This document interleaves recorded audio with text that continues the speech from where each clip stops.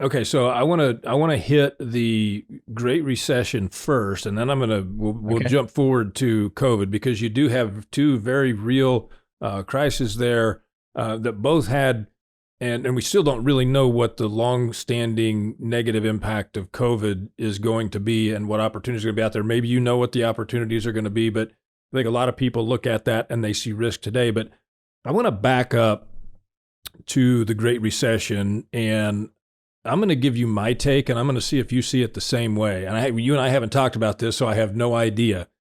So we come out of the dot-com bubble, and you had gone through a period of a decade where you had some of the best equity returns in history during that decade.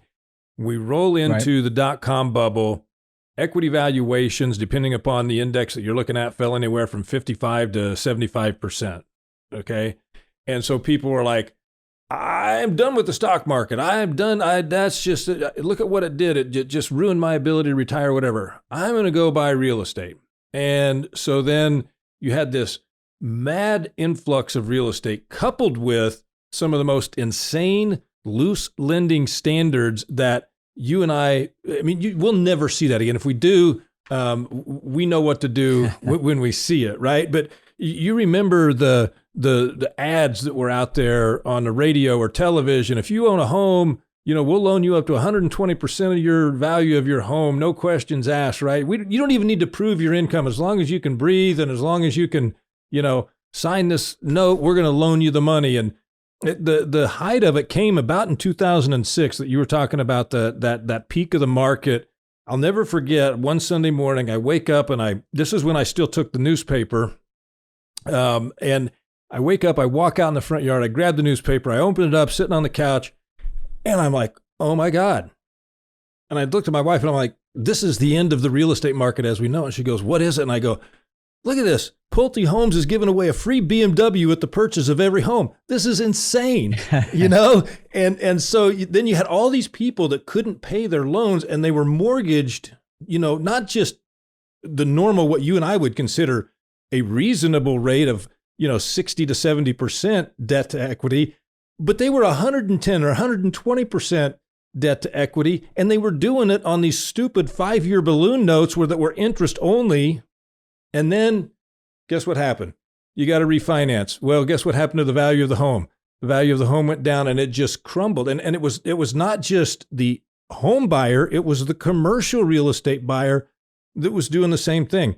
And those loose lending standards, in my opinion, while they spurred this massive economic growth from 2002 to 2007, are what caused the Great Recession. And I want your take on that. Yeah, that's a great perspective, and I think some of those lending you gave some great examples. There's some of those lending practices were even crazier, like the negative the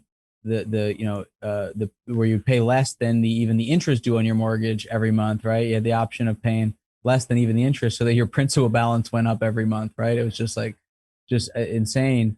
But yeah, I mean, I think that's all a great analysis. And I think that's definitely the case. And I, to your point, I think what this past cycle, there's some things that are very different. First is that has not happened again. Lending guidelines have remained much, much stricter than they ever got to, which is a good thing. And in addition, what's very different about this market cycle than that market cycle is we were facing in October 2006 the greatest oversupply of housing in American history. There had been so much construction, so much development, so much speculation going on that it outpaced population growth and outpaced most markets' need for housing. So real estate, like most things, often fundamentally just come down to supply and demand. And right now in the state as we're still talking today, we have the greatest undersupply of housing in history, and so it's a very different dynamic. So all those lending practices led to a lot of the challenges, including it led to so much construction and development going on that simply there weren't enough people to occupy all these homes, and so it created some interesting dynamics. But that's where I say for us, like in 2000, it didn't make sense in 2007, say to buy a house as an investment property, to own it as a rental for the next 10 years when it was obvious that property values were going to go through some heavy decline, right? Why would you want to buy something for $200,000 that's probably going to be worth $150,000 or maybe less in a couple of years. That didn't make sense, right? But if you could buy at a distressed situation and underwrite for the potential decline in value as a home flip, as an example, it could still make sense. You just have to underwrite that investment from a different perspective. So we flipped lots of homes. People say, how could you flip a home when property values were going down? We had to buy at a distressed enough price that you could still make a profit. And you have to buy and assume, all right, the house isn't going to be worth what it is today in 6 months or a year. It's going to be worth less. And the investment has to make sense, understanding that. But then quickly what became clear to me was that even despite all this recession, even despite the big drop in home values that happened, over those couple years, following that time, the average rent for workforce housing in America did not go down. Neither did occupancy.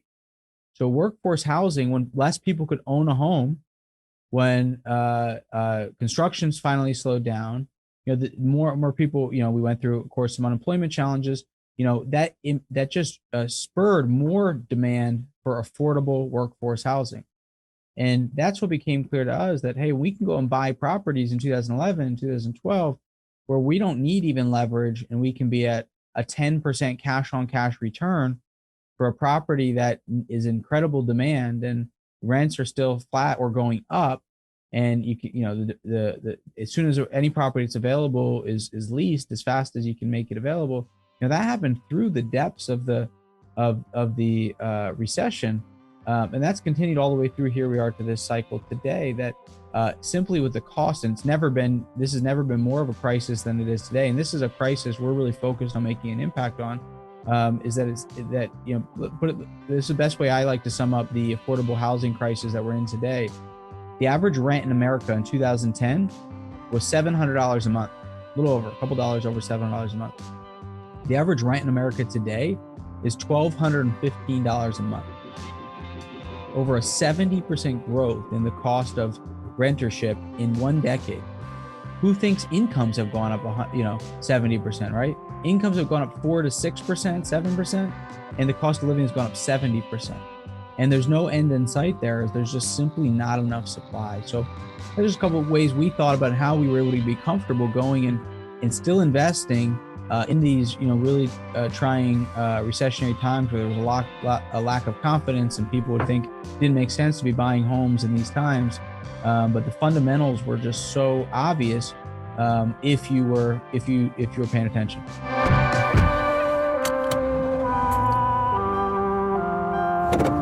Starting your route to retirement.